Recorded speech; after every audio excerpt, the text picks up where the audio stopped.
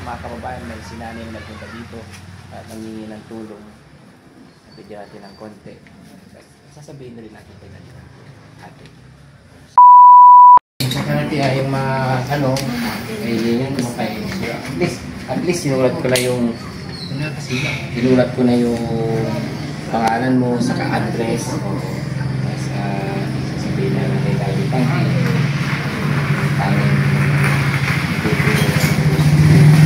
pasensya na. Basta may Pasensya ka na. okay lang po basta. Kasi at least sasabihin ko na rin lang yung Ay, sabi Frankie. Hi, Boss GB. Wala kang bahay dito. Ang layo pa ng pinagalingan mo eh. Santa Barbara, no? Sa Santa Barbara, Tubag. Tubag West. Galing na rin kami doon before. Punta tayo doon. Sa bahay. Pagpasensya mo. At least sabihin ko na kay Daddy At least Frankie. nakatulog po kayo. Sige. Basta yung ang sabi ko dyan, yung mga kahilingan nyo, i-comment nyo doon sa upload. Kasi pag sa messenger, hindi na namin nasasagot yun. Kasi ang dami talagang nagme-message at tumatawag. Hindi na namin yun. Sa upload po kami tumitingin yung mga problema ninyo. At least, yung mga, sabihin ko yung sitwasyon mo na tatay mo is kailangan. Yan, sige. Yung pa, Boss Didi, ay matawagan mo na sana po si ano. Kasi alam mo yung kaya ang dami talaga nakikita dito. Almost 790 natapos namin kahapon yung ngayon yung 10. Kaya may 780 pa na naka-schedule. Kaya ang gagawin namin, yung mga naunang nagpunta dito, yun ang pinuuna talaga. Kasi ang dami po talaga kayo ate na nagpupunta pahingi ng tulong. Hindi rin kami talaga masabay-sabay yun. Mas ang gagawin lang namin is unti-unti. Please sabihin ko na rin po. Kung mga kababayan, may sinanay na nagpunta dito at nangingi ng tulong, bigyan natin ng konti. Sasabihin na rin natin kay ate. Sige natin, baka gabihin ka na. Sige po, maraming salamat po, Boss Didi. Thank you. Upload ko to ate ha? Opo, okay lang po. Walang problema. Sige. Hindi naman masama yan. Okay. Yan mo, papapatid ko kay Daddy. Opo, sige po. Ingat ka sa Dante, ang layo pa lang pupuntahan mo. Tubag, Santa Barbara. Pupunta pa ako ng diretso po ako ng unang bulingi. Hindi diretso ka pa ng bulingi. Babanday ko tatay ko. Kasi ako pa ang nabanag doon sa kanya. Yung mga kababayan. Ibig sabihin, ngayon yung tatay mo nandun sa bulingi. Opo, nandun po siya ngayon. Anong sitwasyon ni tatay? Kasi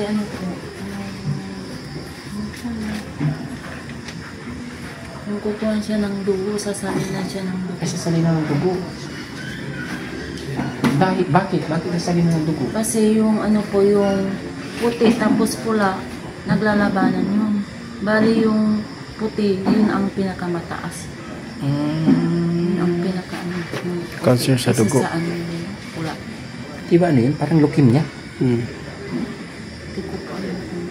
Hindi ba nasabi ng doktor kung ano yung sakit niya? Bali yung ilang beses na rin po siya na hospital. Dahil doon sa yung leukemia, nakukulang. Tapos ito. Parang mas marami yung puti. Opo, mas marami po yung puti. Bali kahapon, tumaas yung puti. Bali 92, kaya in-admit siya. Kahapon. Mga kababayan, naawa-tawa. Ayun to, ate. Naawa ko kay ate, kadagdagan natin. Dag mo na dyan yan. Salamat po, Yan, pasensya na po kayo. oh, hindi, okay lang, te. Kasi yun naman talaga ang adikain ng Team Daddy Frankie, tulong sa mga katulad ninyo. Tuloy, naiyak tuloy si ate, kababayan. Yan, basta ate, laban ka lang ha. Kayang-kaya mo yan. Pagpasensya mo na sa munting ng Lumibus TV ha. Po, maraming salamat po sa pinilay ko siya. Kamamiyat, te. Basta, pray ka lang. Ayun yan. Pambili na pong gamit. Pambili ka na ng gamot. Ilang taon na ba si tatay? 75 na po. 75 na siya. Laban lang, te, ha? Yan mo, malawang pa lang. Basta mag-pray ka lang. Pagdating mo din. Pray ka lang kasi awang Panginoon. Papayak tuloy yan. Napapayak tuloy sa sitwasyon niya na sa kalagayan po ng kanyang ama. Hindi niya alam kung hanggang saan dahil parang yung dugo ng tatay niya is parang puro puti. Mas maraming, mas mataas yung puti. Sabi ko, laban lang. Kaya mo yan. Kaya sasakyan mo. Ay, naka-tricycle tayo. Asawa ko. Kaya siya tapos yung kailang. Kaya may sasakyan pala kayo. Hindi ibig sabihin yan galing pa kayo ng ano? Santa Barbara po. Santa Barbara, tapos ito kayo ng Bulingit. Wala po kami nahanap doon na ano. Kaya, wala po kami. Ano po, lagi na sabi, nanalangin tayo. Hindi ibibigay ni God yung mga bagay na pasanin natin kung hindi natin kaya. No? Sigad lamang na kanya. Basta maging matibay ka lang, manalangin sa Kanya. Yan po mga kababayan, si ate na may karamdaman ng kanyang ama. Napakasakit siyempre. Ama natin yung lahat ay gawin natin para survive natin ang ating mga magulang. Anong kasalanan ng ama? Bakit si tatay nagkasala ba? Hindi naman po. Meron din po. Tatay pa rin natin. Oo, magulang pa rin natin. Kaya kahit ano man, gaya ng sabi ni ate, kahit ano man nagawa ng ating mga magulang, ay magulang pa rin natin. No? Wala po sila. Sana sa lahat po ng anak na may tampo sa mga magulang, lagi nating isipin na wala tayo ngayon kung wala yung ating mga magulang. Kaya wag nating kalilimutan na kung wala sila ay wala din tayo. Kaya lagi natin isipin na mahalin natin ang ating mga magulang. Yan lang po ang ating gaya ng sabi ni ate, magulang is magulang. Kahit ano pa ang nangyari o magulang pa rin natin. Kaya wag natin kalilimutan. Tama ang sabi ni ate. Kaya mo yan, te. Ha? Sige.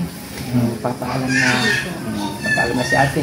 Dahil malayo pa ang uwian nila. Salamat, eh. Thank you. Ingat ka, te, ha?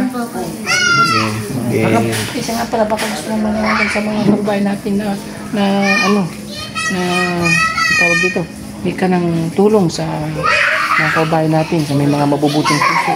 Baka sakaling may magbigay ng tulong. Kaya na po. Sige. Kaya na po. Sige, ingat na lang, ha?